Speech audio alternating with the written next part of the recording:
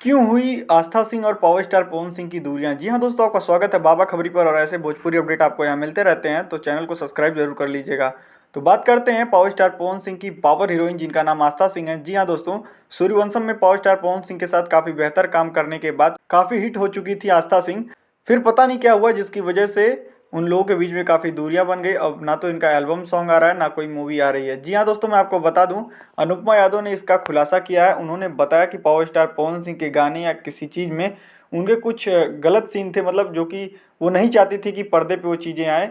उसे डिलीट करवाने के लिए उन्होंने कहा। उसके बाद पवन सिंह से आस्था सिंह की दूरियां इन्हीं सब चीज़ों के बीच हो गई। बस इन्हीं सब चीज़ों को लेके पावर स्टार पवन सिंह और आस्था सिंह में काफ़ी दूरियां बढ़ गई और ना ही अब उनका एल्बम सॉन्ग ना ही कोई movie power star Pawan Singh के साथ आ रही है। हाल ही फिलहाल में आस्था सिंह काफ़ी दूसरे दूसरे एक्टर के साथ काम कर रही हैं और आपको मैंने दिखाया था कि फिलहाल कुछ फोटो उनका आया था आस्था सिंह का खेसारी लाल यादव के साथ। उनके साथ भी शूटिंग चल रही है।